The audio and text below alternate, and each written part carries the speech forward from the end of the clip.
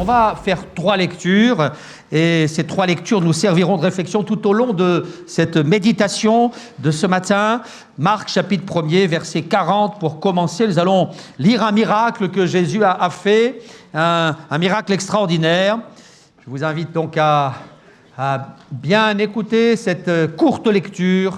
Marc chapitre 1er, verset 40 pour introduire cette méditation. Il est écrit: un lépreux vint à Jésus et se jetant à genoux, il lui dit d'un ton suppliant: si tu le veux, tu peux me rendre pur. Alors Jésus, ému de compassion, étendit la main, le toucha et lui dit: je le veux, sois pur. Aussitôt la lèpre le quitta et il fut purifié. On va aller dans le livre du prophète Ésaïe maintenant. Ésaïe, dans l'Ancien Testament, au chapitre 30, au verset 15.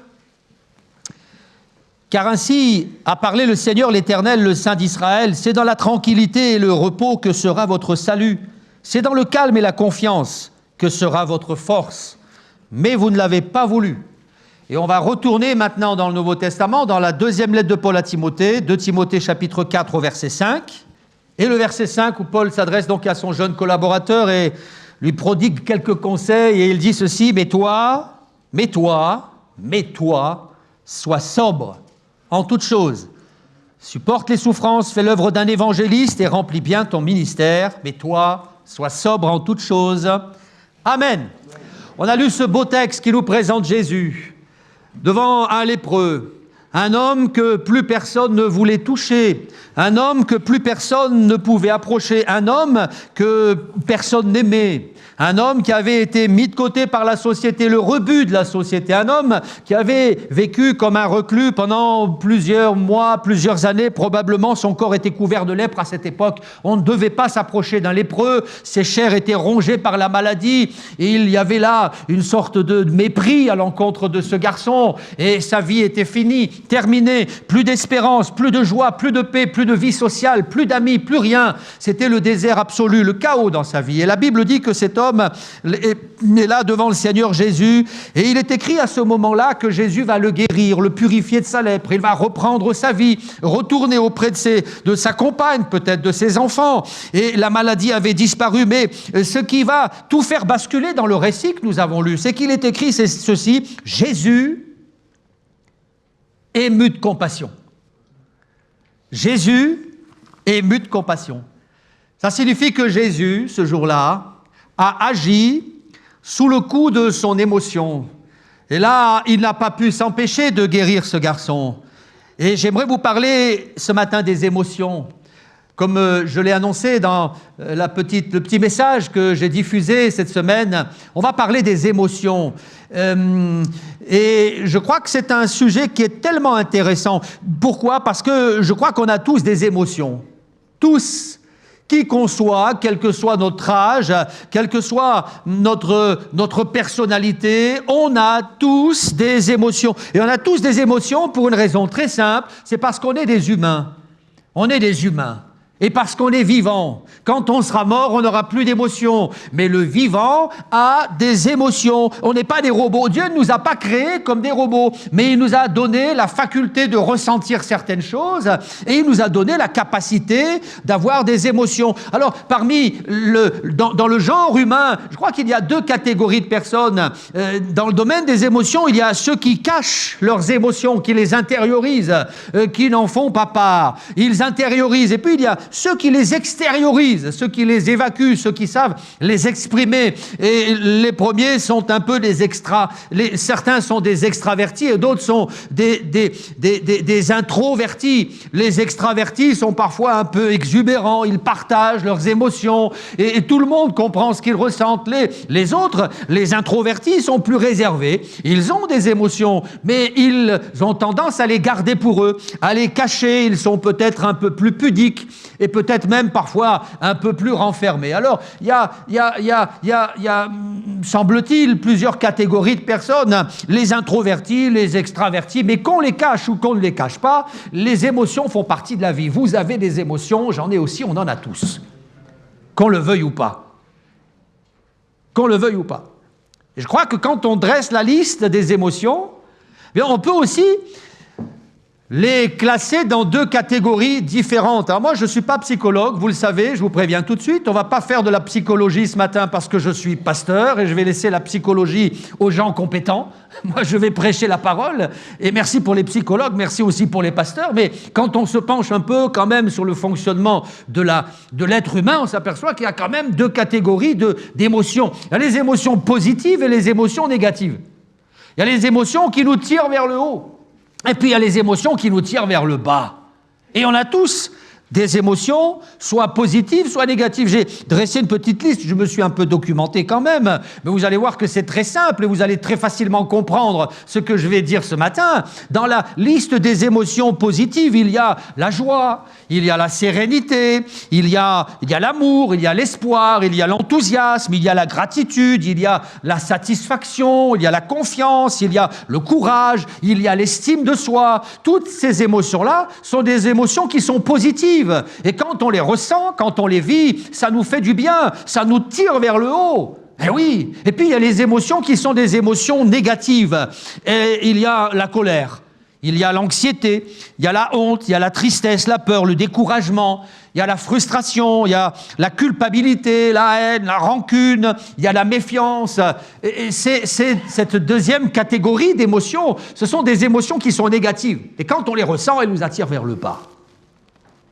Quand on ressent ces émotions négatives, eh bien, on est un peu dans l'agitation, dans la déprime. Et si tu es habité ce matin par ce genre d'émotions, de sentiments négatifs, comme la colère, la honte, la tristesse, la peur, le découragement, la haine, la rancune, la méfiance, alors tu vas être malheureux. Et si tu laisses ces émotions dominer ta vie, dominer ton cœur, alors tu ne seras pas heureux. Tu vas petit à petit t'étioler, ta foi va se détruire, tu vas te dessécher au fil du temps. Et non seulement tu seras malheureux, mais aussi tu vas rendre ton entourage malheureux. Et parce que ces émotions négatives vont t'attirer vers le bas. Mais si tu laisses les émotions positives prendre le dessus, si tu as appris à évacuer toutes ces émotions négatives pour laisser les émotions positives prendre le dessus, alors elles vont te tirer vers le haut. Tu seras quelqu'un d'épanoui, quelqu'un d'apaisé, tu seras heureux. C'est pas compliqué. Vous me suivez jusqu'à là? Oui. C'est très simple. C'est très simple. Il y a les positives et puis il y a les négatives.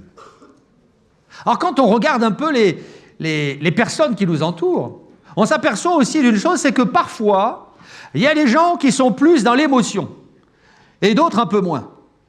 Pensez peut-être à des gens qui sont un peu émotifs, qui sont là, qui réagissent immédiatement et qui font part de leurs émotions, qui sont très émotifs, très sentimentaux. Puis il y a les autres qui sont un peu plus cérébraux et qui ont tendance à être conduits non pas par leurs émotions, mais plus par leurs réflexions. Et ce qu'il y a d'intéressant, c'est que quand on lit la Bible, par exemple, on s'aperçoit qu'il y a des livres qui sont remplis d'émotions, qui parlent à notre âme. Par exemple, quand on lit la Bible et qu'on tombe sur les psaumes, moi, je me régale. Vous aimez les psaumes? Vous lisez les psaumes? Les psaumes, je crois que c'est l'un des livres favoris des chrétiens après les évangiles. Beaucoup de gens qui me disent, moi, j'arrive pas à lire la Bible, mais quand j'ai un coup de déprime, quand ça va, je lis les psaumes, ça me fait du bien. C'est vrai, non? Les psaumes sont formidables. Pourquoi les psaumes sont-ils si faciles à lire? Eh bien, parce que le livre des psaumes, j'ai l'impression que c'est un peu un bouillonnement émotionnel. Dans le livre des psaumes, il y a toutes sortes de sentiments positifs, négatifs, qui jaillissent, la joie, la colère, l'enthousiasme, la rancune, l'allégresse, la reconnaissance, la méfiance. Et en réalité, on a de la facilité à s'identifier aux psaumes. Quand on lit les psaumes, on se lit soi-même. Quand on lit les psaumes, eh bien, on se retrouve.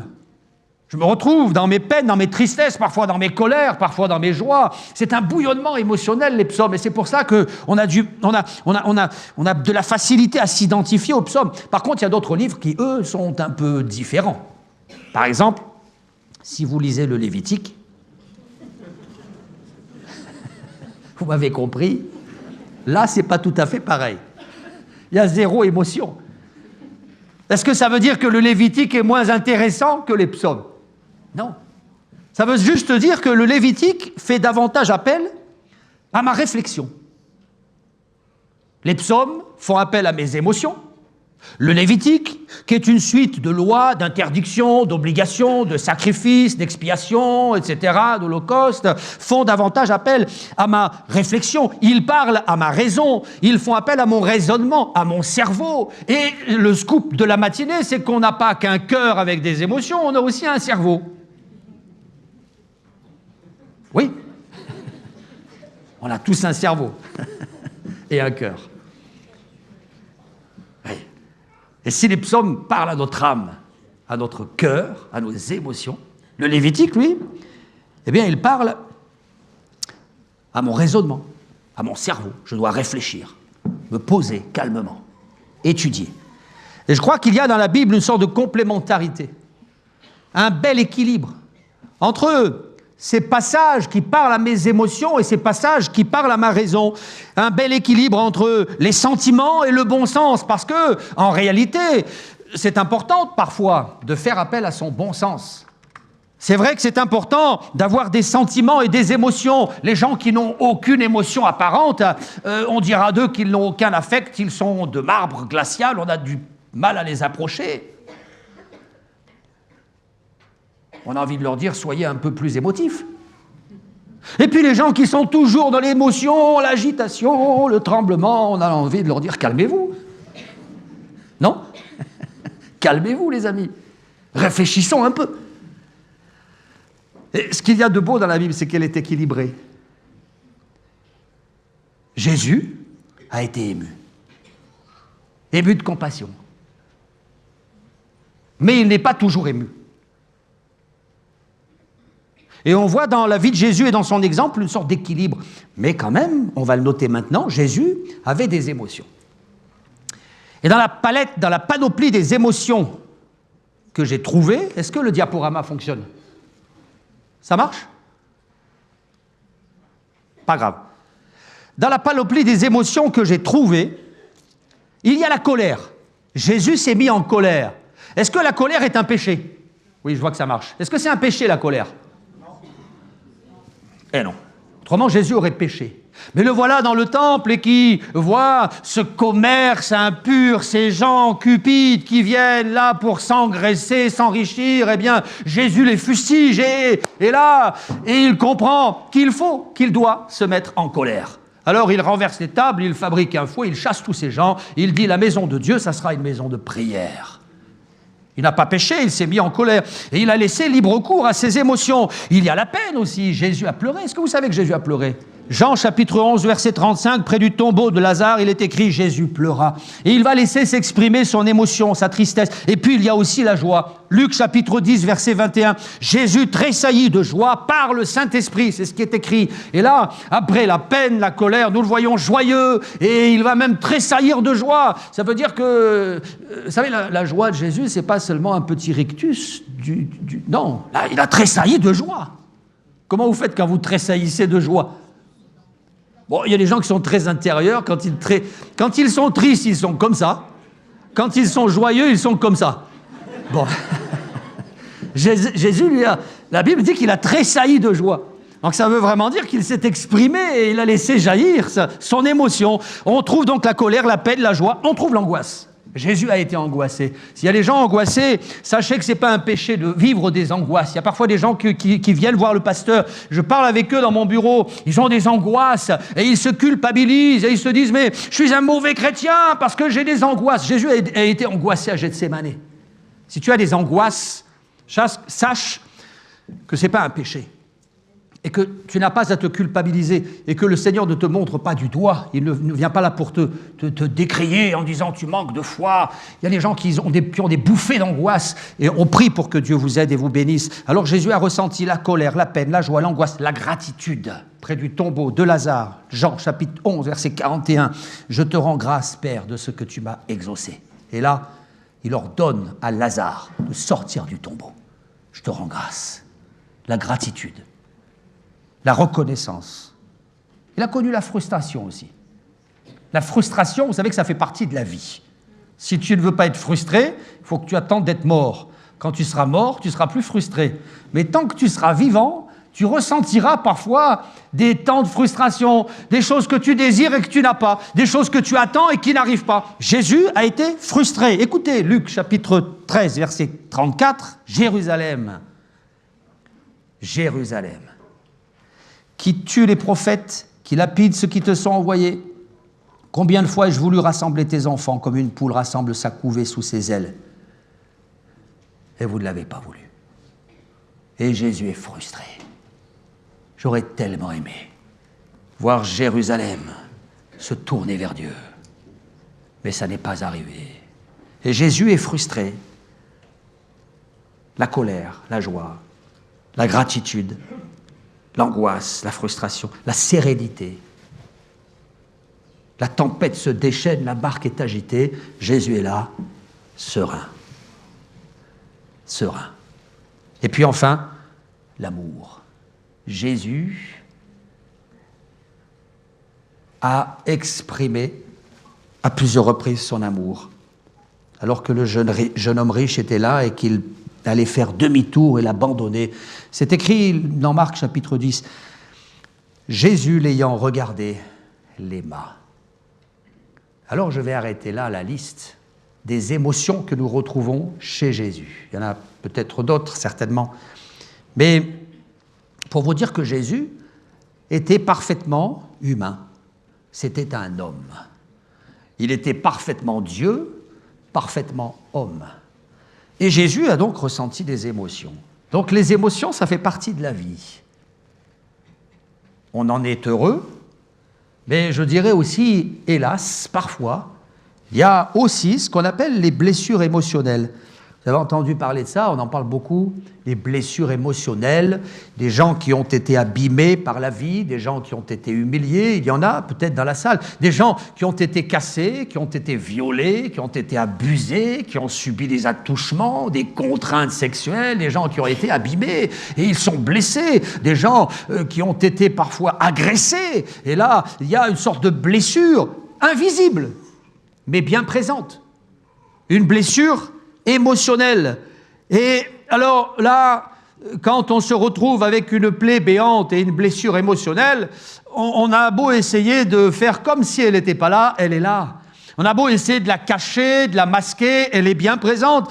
Alors qu'est-ce qu'on peut faire avec ces blessures émotionnelles? Si quelqu'un ce matin est dans cette salle et ressent à l'intérieur une blessure émotionnelle, peut-être que tu te poses la question, mais qu'est-ce que je vais bien pouvoir faire de ma vie avec cette blessure émotionnelle? Est-ce que quelqu'un pourra me guérir? Est-ce que quelqu'un pourra me libérer, m'aider? Je suis allé voir des thérapeutes et vous avez bien fait, mais j'en suis ressorti et il y a toujours ce mal-être, ce malaise intérieur. Alors, je vais vous dire quelque chose de simple mais efficace.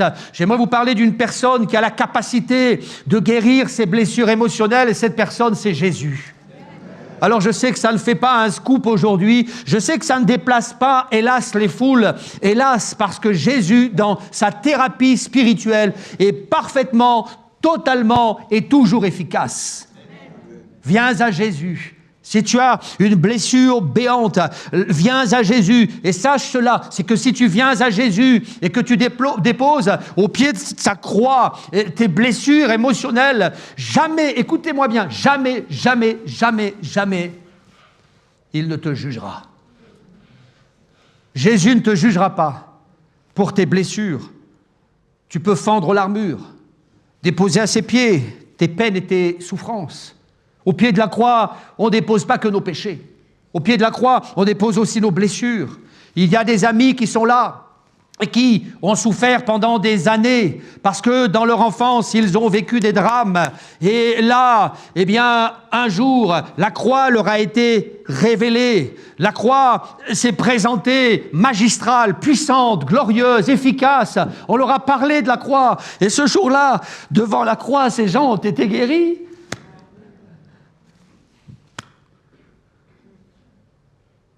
Devant la croix.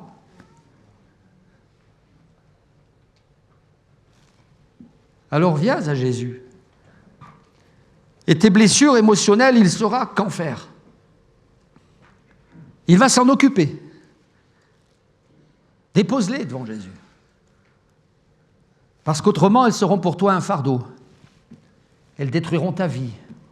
Elles ont détruit ton passé, elles détruiront ton présent, elles détruiront ton avenir. Dépose-les aux pieds de Jésus. Autrement, elles détruiront aussi tout ce que tu aimes, ton entourage. Je l'ai dit et parfois c'est bon de le répéter. Si tu ne le fais pas pour toi, fais-le pour ton entourage. Combien de gens ont vécu des blessures émotionnelles et ils deviennent acariâtres, insupportables, agressifs, colériques, addicts. Et c'est leur entourage qui trinque. C'est monsieur qui boit, c'est les enfants qui trinquent. C'est madame qui est colérique et c'est le mari qui trinque. C'est ton entourage. Alors ne garde pas ces blessures émotionnelles qui vont impacter ta personnalité, te rendre tellement malheureux. Viens à Jésus. Et la deuxième chose que je dirais, c'est évacue tes émotions au pied de Jésus. Il y a des gens qui viennent à Jésus, mais qui n'évacuent rien. C'est-à-dire, ils viennent à Jésus, un peu comme on entre en religion. Ils changent de costume, ils s'achètent une belle Bible, ils chantent des cantiques. Le dimanche matin, je te loue, je te loue, je te loue. Mais tout est à l'intérieur et rien n'est jamais sorti. Alors viens à Jésus, mais j'aimerais te dire que venir à Jésus, c'est bien, mais c'est pas suffisant. Il faut un jour évacuer ces émotions négatives au pied de Jésus. Et comment fait-on pour les évacuer? Eh bien, c'est très simple. Il y a un moyen très simple, mais incontournable. Et tu ne pourras pas passer à côté de ça si tu veux te débarrasser de ces émotions négatives, si tu veux les évacuer au pied de Jésus, il faut les verbaliser. Eh oui. Et ça, c'est un passage obligé. Et c'est quelque chose qui est terriblement difficile à faire. J'ai connu des personnes qui avaient été traumatisées parce qu'ils ont perdu un enfant, là, de manière dramatique. 10 ans, 20 ans, 30 ans plus tard, elles n'en ont plus jamais parlé. Et le mal est là, intérieur, à l'intérieur. Elles n'ont pas su verbaliser. Alors vous savez, ça, c'est pas de la psychologie nouvelle. Pas de la psychologie nouvelle. Le fait d'exprimer, d'extérioriser ses peines, c'est pas nouveau. On va voir dans la Bible que c'est un enseignement biblique. Il y a des textes et des enseignements et des exemples bibliques. Mais j'aimerais t'inviter à le faire. Il faut extérioriser en verbalisant au pied de Jésus. Viens à lui et dis-lui, Seigneur, vois ma colère, vois ma rancune, vois mes craintes, vois mes angoisses, vois toutes ces choses qui sont en moi. J'ai vécu ceci, j'ai vécu cela. Je suis cassé, Seigneur. Pardonne-moi, aide-moi, guéris-moi. Verbalise. Et tu verras combien le fait de verbaliser te permettra d'évacuer, de vomir, d'extérioriser ces choses qui sont en toi et qui te font souffrir. Autrement, si tu ne le fais pas, tu vas les exprimer au travers de comportements négatifs.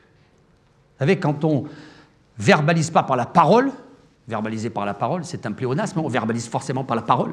Mais quand on verbalise pas, quand on n'exprime pas par la parole, on l'exprime par d'autres moyens. Des gens qui expriment leur souffrance intérieure par la violence. Des gens qui ont été brisés, cassés, des enfants qui ont vécu dans la violence. Et ensuite, eh bien, ils deviennent à leur tour violents. Il y a des textes dans la Bible, il y a Saul de Tarse, un garçon qui était profondément violent, et à tel point qu'on pourrait se poser la question, mais pourquoi était-il aussi violent? Eh bien, peut-être parce qu'il avait lui-même des choses à régler au pied du Seigneur. Alors si tu n'extériorises pas, si tu ne verbalises pas, eh bien tu risques d'exprimer ta souffrance, peut-être par la violence, peut-être par l'addiction. Des comportements addictifs sont souvent le fruit de blessures émotionnelles. Et dans la Bible, il y a des gens qui étaient dans cette problématique. Par exemple, Noé, avec ce penchant pour son alcool, ça a mal tourné. Il y en a d'autres, il y a Nabal, et puis il y en a d'autres qui sont tombés dans ce travers de l'alcool. Et puis il y a un autre travers dans lequel on peut tomber. Quand on ne verbalise pas, c'est la maladie. Parfois, l'âme souffre et c'est le corps qui est malade. Vous avez entendu parler de Job? Job. La maladie de Job, ou quand notre corps parle. Job, c'est un cas d'école. Dans Job 2, je lis ceci, frappé d'un ulcère malin, depuis la plante du pied jusqu'au sommet de la tête, Job prit un tesson pour se gratter et il s'assit sur la cendre.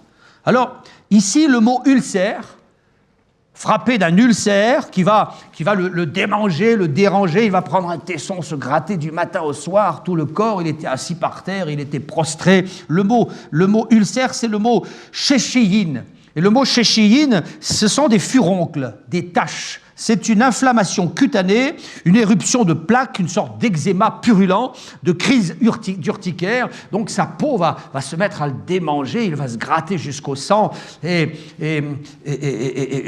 en réalité, quand on voit la vie de Job, on comprend quand même qu'il y a peut-être une relation de cause à effet entre ce qui s'était passé avant et ce qui va se passer après. Job va perdre ses enfants. Et son âme va être absolument anéantie. Et la Bible dit que dans toutes ces choses-là, il ne va pas pécher par sa bouche. Il ne va pas maudire Dieu, il ne va rien dire. Alors c'est bien, il ne va pas maudire Dieu. Mais il va tout intérioriser. Mais de toute façon, il fallait que ça sorte. Et c'est sorti. Il en est tombé malade. Il a développé ses problèmes cutanés. C'est son âme qui souffrait, mais son corps s'exprimait par la maladie. On parle d'effets psychosomatiques. L'âme souffre et le corps parle. Il aurait mieux fait d'en parler au Seigneur, d'évacuer, de verbaliser. Il y en a une qui a su le faire, c'est Anne, la femme d'Elkana. Elle était malheureuse, alors elle va aller dans le temple. Son mari avait pris une autre femme, avait eu d'autres enfants avec une autre femme. Elle était brimée, elle était brisée, humiliée. Alors elle va en parler au Seigneur. Et je lis dans 1 Samuel chapitre 1er, il est écrit que Élie, qui était là, le prophète, va la regarder avec mépris, pensant qu'elle était ivre, et elle de répondre « Ne prends pas ta servante pour une femme pervertie, car c'est l'excès de ma douleur et de mon chagrin qui m'a fait parler jusqu'à présent. L'excès de ma douleur m'a fait parler. » Elle a parlé. Et ses émotions ont été déversées comme un flot de souffrance, de manière à droite ou maladroite, mais elle a dit au Seigneur, et là, quelques versets plus tard, il est écrit, après cela, cette femme s'en alla, elle mangea et son visage ne fut plus le même. Elle avait été guérie. Elle avait été guérie. Alors j'aimerais vous dire qu'on peut être guéri de ces blessures émotionnelles. Et si tu es là, et que tu as gardé ces choses en toi, et que tu n'arrives pas à en parler à un homme, à une femme, à un thérapeute, à un ami, à un pasteur, à un ancien, parle-en au moins au Seigneur, au moins. Verbalise, exprime. Laisse pas ces choses, excusez-moi l'expression, te pourrir de l'intérieur et gâcher ton avenir. Tu as la solution, tu as le remède. Alors je voulais vous parler de ces choses-là. Vous dire que Jésus nous comprend et ne nous juge pas parce que lui-même a ressenti des émotions. Je voulais vous parler de ces choses-là. Et puis, je voulais aussi vous parler de l'onction et de l'émotion. L'onction et l'émotion. C'est un sujet dont on parle peu. Et pourtant, c'est un sujet qui est intéressant. Et pour ce faire, j'aimerais qu'on aille lire un passage dans les Actes des Apôtres. On va prendre notre Bible et on va aller dans le chapitre 3 des Actes. Actes, chapitre 3, et on va lire juste à partir du verset 6.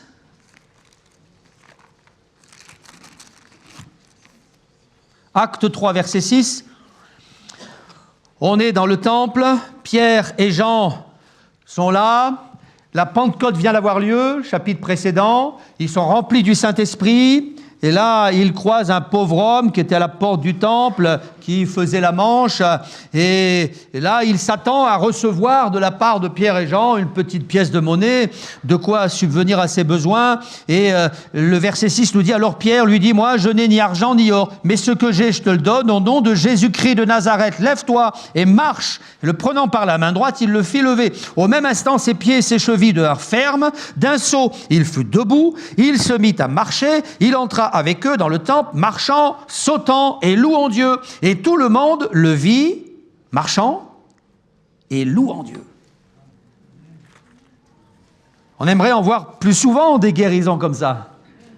Eh oui, on aimerait en voir plus souvent. Et je m'aperçois que ce jour-là, cet homme, eh bien, a été guéri miraculeusement. C'est vrai, Simon-Pierre donc a exprimé un don spirituel, le don de guérison. Il a guéri ce malade. Et là, l'Esprit de Dieu était présent. Et la Bible dit que ce malade s'est levé. Il s'est mis à marcher, mais pas seulement. Il s'est mis à louer, mais pas seulement. Il s'est mis à sauter de joie.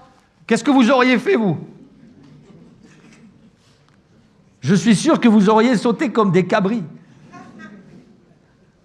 Ça faisait des mois, des années, peut-être qu'il n'avait pas marché. Et voilà que l'Esprit de Dieu le saisit, il est guéri. Et là, dans son émotion, il se met à marcher, il se met à louer et il se met à sauter de joie. Alors je crois que le Saint-Esprit produit des émotions et des émotions positives. Jésus tressaillit de joie par le Saint-Esprit. Le Saint-Esprit produit des émotions. Et quand l'onction descend, il y a parfois des débordements émotionnels. Des débordements émotionnels. Je dirais parfois parce que ce n'est pas systématique. Par exemple, on lit d'autres miracles. Quand le lépreux a été guéri, on ne voit pas de débordement émotionnel. Quand Jésus, par exemple, entre chez Simon-Pierre et qu'il guérit la belle-mère de Simon, il est écrit ceci, Matthieu chapitre 8, il toucha sa main, la fièvre la quitta, elle se leva et les servit. Et donc, il n'y a pas eu de débordement émotionnel. Peut-être que le garçon qui était là, assis auprès du temple, était peut-être un peu plus expressif, un peu plus exubérant que les autres. Et il était peut-être il avait tendance à extérioriser, voilà, qu'il y a un débordement émotionnel. Mais la question qu'on se pose maintenant et qu'on doit se poser, c'est comment faire la différence entre l'onction et l'émotion. Comment est-ce qu'on fait la différence entre l'onction et l'émotion? Alors moi, je voudrais vous dire une chose très simple, c'est que l'émotion, c'est éphémère. Ça laisse pas de traces et ça ne dure pas. Alors que l'onction, ça dure.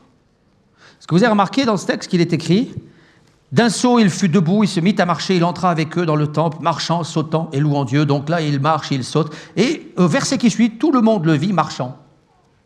Il ne saute plus. Il marche. L'émotion s'est estompée. Par contre, il était toujours guéri. Et comment on sait qu'il y avait une véritable onction ce jour-là? Ce n'est pas parce qu'il a sauté de joie et qu'il a fait beaucoup de bruit, c'est parce qu'il a été vraiment guéri. Vraiment guéri. Et vous savez, c'est ça la différence entre l'onction et l'émotion. C'est que l'émotion, elle ne va rien changer. Elle va nous faire sauter, danser, crier, tomber, tout ce que vous voulez. On ressortira, ça va rester quelques jours, quelques semaines. Et puis ensuite, on va retourner à notre vie d'avant. Et quand on va voir que notre vie d'avant est toujours là, alors on va retourner chercher un peu d'émotion, d'excitation, un peu une nouvelle dose, parce qu'il faut que ça reprenne. Alors on y retourne et à nouveau, on recherche de l'émotion pour que ça aille mieux. Et puis ça ira mieux pendant un temps. Et puis à nouveau, l'émotion va s'estomper. Et quand on va s'apercevoir qu'elle s'estompe à nouveau et que nos problèmes sont toujours là, qu'il n'y a pas de changement, qu'il n'y a pas de guérison, alors on va en demander encore. J'en veux encore de l'émotion, j'en veux encore. Parce que l'émotion, en réalité, ça ne dure pas. Ce garçon, il a été guéri, transformé. Ça a duré. Et c'est ça la différence entre l'onction et l'émotion. L'onction, ça laisse des traces et ça dure. C'est comme l'huile précieuse qui, répandue sur la tête, descend sur la barbe d'Aaron et sur le bord de ses vêtements. L'huile d'onction, c'est le symbole du Saint-Esprit qui est déversé sur la tête, sur la barbe d'Aaron, puis sur ses vêtements. Est-ce que vous avez déjà renversé de la sauce vinaigrette sur votre belle chemise ? Qu'est-ce qui se passe quand on renverse de la sauce vinaigrette sur la belle chemise du dimanche? Déjà, on se fait disputer par sa femme. Ah, qu'est-ce que tu fais? Et puis ensuite, on s'aperçoit qu'on a beau frotter, on a beau laver, on a beau nettoyer avec les meilleures lessives du moment, ça reste. Ça pénètre les fibres. Ça reste, ça a marqué. Et l'onction, ça marque. Ça délivre, ça libère, ça transforme. L'émotion, ça ne dure pas. Eh oui. C'est pour ça que, parfois, il y a des gens qui recherchent l'émotion à tout prix. À tout prix, à tout prix, à tout prix. Il en faut toujours plus, parce que comme ça ne marche pas, il en faut encore et encore et encore. Je voudrais te dire une chose, c'est qu'on ne doit pas chercher l'onction. On ne doit pas chercher l'émotion, pardon, on doit chercher l'onction. Et ce n'est pas pareil. Parce que parfois, il y a l'onction sans émotion. Eh oui. C'est possible, ça? Oui. Parfois, il y a l'onction dans le calme. Alors, on sort de la réunion, on dit, mais moi, j'ai rien ressenti ce matin. Et pas l'onction. Mais ça, c'est sensuel. Le ressenti. Vous savez que le ressenti ment. Ce qu'on ressent, parfois, c'est pas très fiable. C'est pas parce qu'on ressent rien que Dieu n'est pas là. Vous savez, dans l'épître de Jude, il est écrit de certains hommes sensuels n'ayant pas la foi. Il y a des hommes qui sont sensuels, qui recherchent l'émotion, le sentiment. On vit dans un monde qui est sensuel. Et on peut très facilement, nous qui sommes prédicateurs, nous qui sommes conducteurs d'église, produire de l'émotion et même de l'excitation. C'est très facile. Il y a des gens qui sont des experts en la matière. Vous savez, il suffit de mettre une belle musique bien forte. Il suffit de créer une belle ambiance et l'émotion arrive. Et on peut très facilement encourager l'émotion et puis susciter la danse, susciter toutes sortes de débordements émotionnels. Et les gens vont tomber, les gens vont trembler. On peut très facilement susciter de l'émotion. Et oui, la musique, les danses, un discours charmeur, un discours séduisant, quelqu'un d'un peu charismatique. On peut très facilement produire des sensations fortes, des tremblements, des agitations, et là, les gens vont tomber, les gens vont trembler, et ils vont ressortir et dire « Ah, j'ai ressenti quelque chose !» Mais ça, c'est pas forcément l'onction. Non. Je me rappelle d'une prédication que j'ai faite, je vais vous livrer quelque chose dont je ne suis pas fier.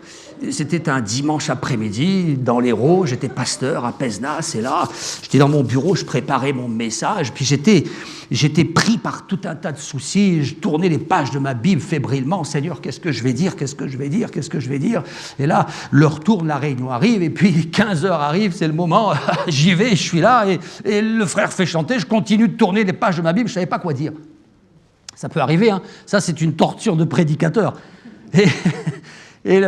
On va laisser la place aux frères. Alors j'arrive avec ma Bible et je dis bon ben on va ouvrir la parole de Dieu. Et paf, j'ouvre la Bible, je lis un texte comme ça, et je prêche.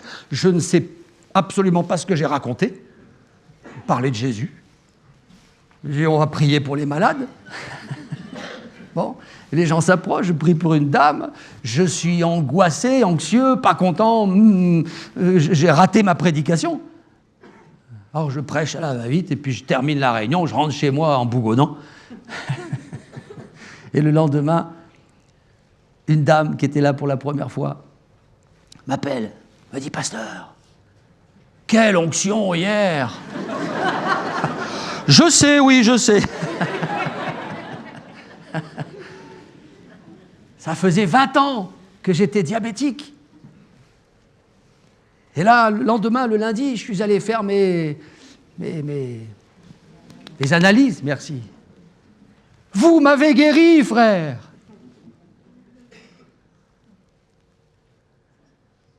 Et là, j'ai compris que parfois, l'onction, elle est là, on ne la ressent pas. Pas la peine de sauter, pas la peine de tomber, de crier, pas la peine de danser, de mettre la sono à fond. L'onction, c'est autre chose. Et quand elle vous tombe dessus, parfois on ne s'en rend pas compte. Mais après coup, on dit là, c'était le doigt de Dieu. Parce que l'onction, on ne peut pas la fabriquer comme ça. On ne peut pas la décréter. On peut répéter pendant 3 heures avec d'excellents musiciens, comme c'était le cas ce matin. L'onction, c'est Dieu qui décide. Il fait ce qu'il veut, quand il veut, et comme il veut. Alors, il ne faut pas confondre l'onction et l'émotion. C'est pas parce que tu n'as rien ressenti que Dieu n'était pas là. Et ce n'est pas parce que tu as ressenti que c'était l'onction. Parce que ça, c'est très émotionnel. Vous avez remarqué aussi que Pierre et Jean n'ont rien fait pour entretenir l'émotion de ce garçon. Ils n'ont rien fait pour ça. Ils ont rien fait. Ils ne sont pas venus avec la fanfare, les tambours et les feux d'artifice pour créer de l'émotion. Ils n'ont rien fait. Juste, ils ont prié pour lui, tout simplement. Et Dieu a décidé d'agir. Il a agi.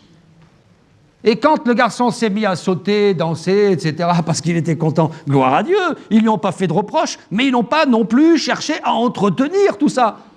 Et ça s'est calmé. C'est parti comme c'est venu. Et parfois, hélas, il y a certains prédicateurs qui jouent sur l'émotion, qui entretiennent l'émotion, dont l'émotion devient leur fonds de commerce. Pierre et Jean n'ont rien fait pour entretenir l'émotion. Parce qu'il y a un autre problème aussi, c'est que l'émotion, souvent, ça génère la surenchère. On n'en a jamais assez. Comme ça ne marche pas, il faut autre chose. Comme ça ne marche pas, il faut plus. On n'en a jamais assez. Et c'est le problème de l'émotion, de ces prédicateurs qui parfois suscitent l'émotion, créent l'émotion, jouent sur l'émotion. Eh bien, il n'y en a jamais assez. Ça va toujours plus loin. Et en réalité, c'est une sorte de surenchère. C'est la course à l'émotion, la course au spectaculaire, la course à tous ces artifices. Aujourd'hui, il y a tout un tas d'artifices qu'on met en place pour générer l'émotion. Et finalement, l'Église, ça devient la foire aux émotions. La foire aux émotions, c'est pas ça qu'on recherche. C'est pas ça qu'on recherche. De rechercher Christ et l'onction. Et gloire à Dieu si les gens, sous l'onction du Saint-Esprit, se mettent à sauter parce qu'ils ont été guéris, libérés. Que Dieu vous bénisse. On demande à voir ça, on veut le voir. Mais on ne cherchera pas la surenchère. Parce que l'onction, c'est autre chose. C'est autre chose. Le problème de la surenchère émotionnelle, c'est que ça peut générer aussi de l'instabilité émotionnelle, une sorte d'excitation permanente aussi. Vous savez, dans le livre du prophète Ésaïe, j'ai commencé mon message comme ça, je vais le terminer comme ça. Le Seigneur dit, c'est dans le calme et la confiance que sera votre force. Alors on ne veut pas devenir des théoriciens de l'Évangile, des légalistes de la foi, des hommes et des femmes de marbre, des hommes et des femmes glaciales. On a de l'affect, on veut se réjouir, on veut exprimer notre joie. Oui, mais il ne faut pas non plus tomber dans l'excès. Et c'est pour ça que j'ai parlé de belle complémentarité dans la Bible. Il y a les psaumes, puis dans la Bible, il y a le Lévitique. Et il y en a pour tout le monde. Et je crois qu'il faut qu'on apprenne à être équilibré dans ce domaine. C'est pas facile, parce que face à certains excès, on a tendance à prendre le contre-pied, aller dans l'autre excès. Ceux qui doivent comprendre, comprendront. C'est dans le calme et la confiance. Et Paul de dire à Timothée, mais toi, sois sobre. Sois sobre. Toi, jeune homme, toi, Timothée, toi qui débutes dans la vie chrétienne, sois sobre. Il parle à un jeune. Vous savez, parfois quand on est jeune, on a tendance à être un peu bouillonnant, c'est normal. Paul dira, mais toi, sois sobre. Le mot ici, le mot sobre, c'est le mot népho, c'est être calme, concentré, modéré, circonspect, c'est la pondération, c'est le fait d'être posé, réfléchi, apaisé. Toi, Timothée, ne recherche pas forcément ces choses, sois sobre. Alors j'ai eu à cœur de parler de ces choses-là, parce que je crois qu'on est des êtres émotionnels, et peut-être qu'on pourrait terminer par la prière. Et si quelqu'un ce matin est venu avec une blessure émotionnelle, sache que ce matin Jésus est là. On l'a chanté, on l'a dit, on l'a prêché, on l'a confessé, Jésus est là. Et on n'a besoin de rien d'autre. Rien d'autre.